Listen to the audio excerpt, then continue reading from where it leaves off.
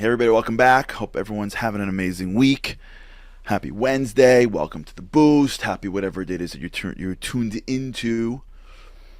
Talking about a micro immersion taking place through screens every day of our lives, built around an amazingly talented industry that knows exactly how to get us into the world. And by the way, just so you know, just to continue this just a little bit, and then we'll come to some conclusion maybe. But also part of this is to talk about it. That's really the truth. I mean, part of what we do here on the Boost is talk about stuff. We can touch past anything with God's help. I'm saying like we just touch past it and move on. But what's that going to do? What's that going to do? We'll talk about it for 5 minutes and then move on. Like what's that going to do? The goal is to talk about things, to delve into them a little bit, spend a little bit of time on them. You know, Roger Goodell is the commissioner of the NFL, arguably one of the most successful commissioners in sports history.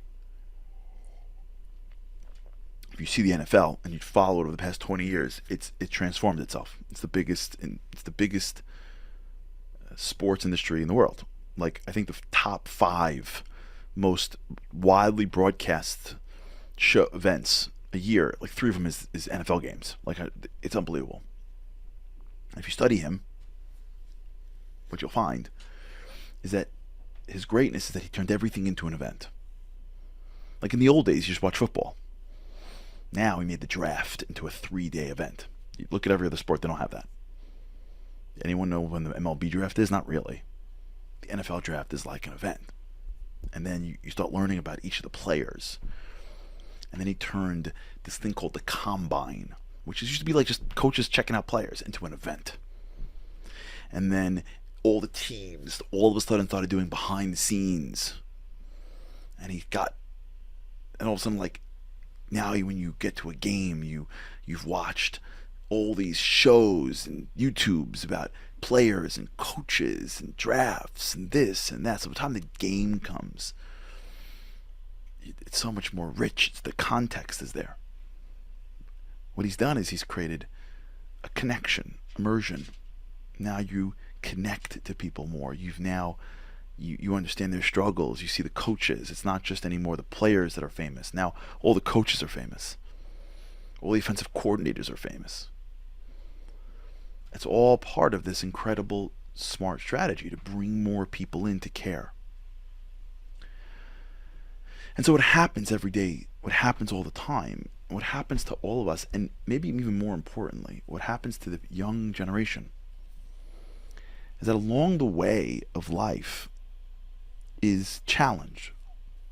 Along the way of greatness is boredom, right? If you've read Malcolm Gladwell stuff, he speaks about this, about the 10,000 hour rule, which I believe he took from Eric Anderson,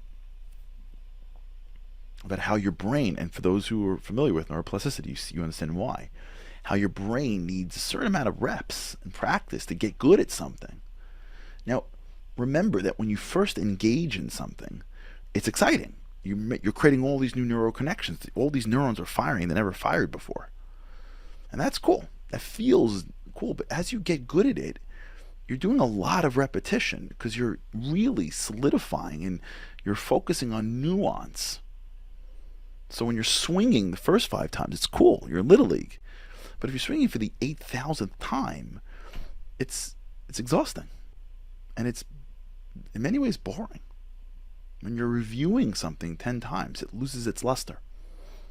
Greatness requires boredom. Now, I don't mean boredom like you want to end it. I mean boredom like you've seen this before. It's familiar to you, and it takes someone who's so motivated to get better to go at the thing again. If you want to be great at your job, you got to do your job every day. And you have to be willing to learn, and not it from scratch, the nuances. That's not so much fun. The relationships that last get very familiar. You know, if you're married to somebody, you're spending a lot of time with someone for a lot of years many times. Hopefully. Right? You get to know them. They don't become familiar over time. If you're raising a kid, that's a lot of time. If you're engaged in anything of real meaning, there's a lot of time where things feel like yesterday.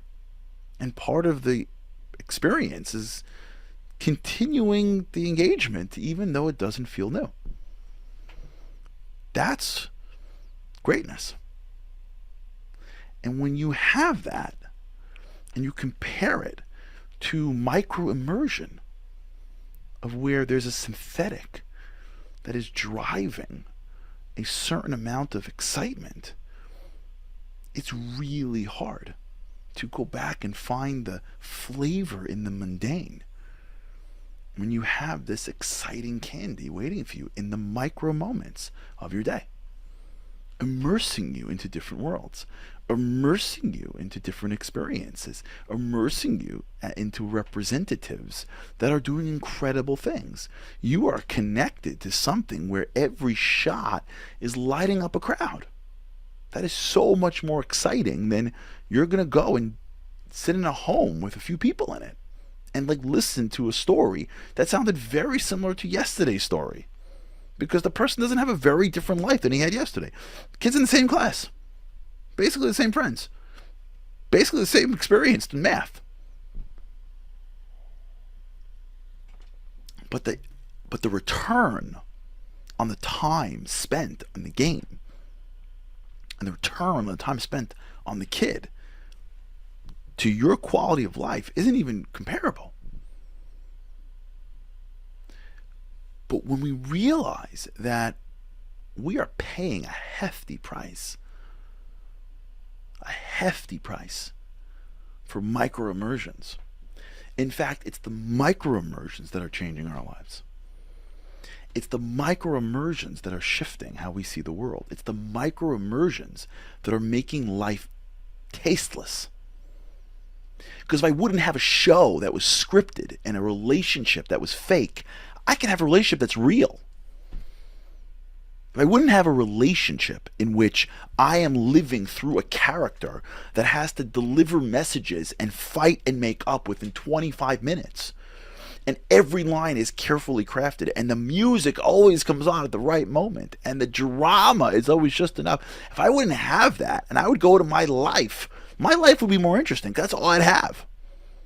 But when I compare my life to the drama that I see on a screen, my life, which could be richer, feels more tasteless, because as soon as it becomes more regular, I got so much more candy waiting for me on my hand that I'm looking at on my screen.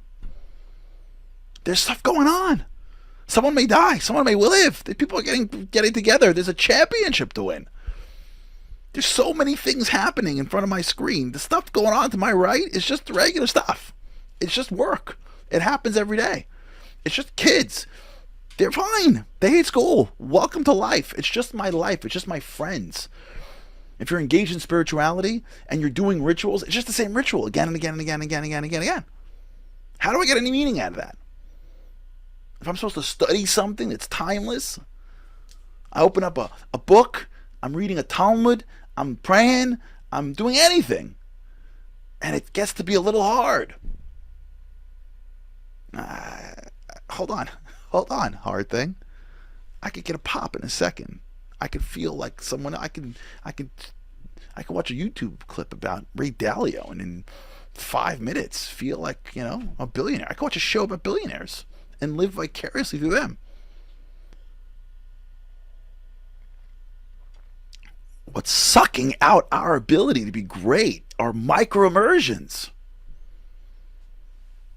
We don't even realize it because it's not massive and nothing happens. You don't hurt anybody. It's just just an hour or two, and it's fine. And I'm not saying we don't do it, but we have to realize that when we allow ourselves to immerse ourselves in someone else's world, we're going to our own life.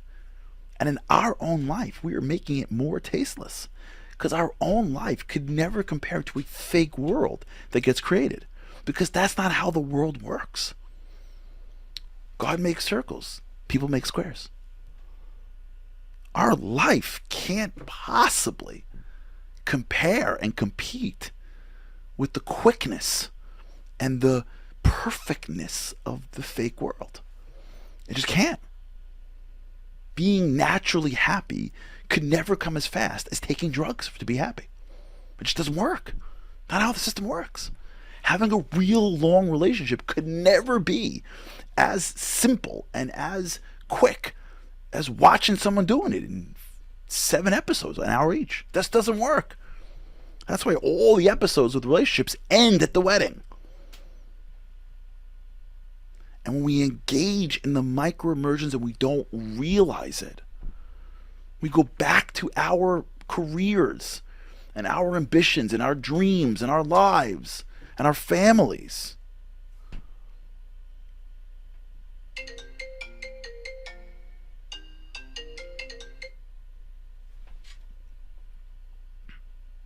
And we don't have that same gusto. Because it doesn't have to work. Because if it doesn't work here, at least I can get it there. Let's delve into this tomorrow. Let's talk about this. Have a great day. With God's help, can't wait to see you again tomorrow. Have a great day. Living on a lifeline.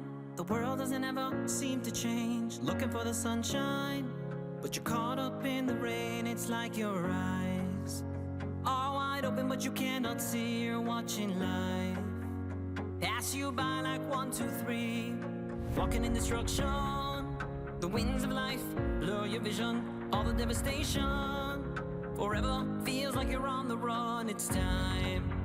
No one else can set you free. You're locked inside, and only you have got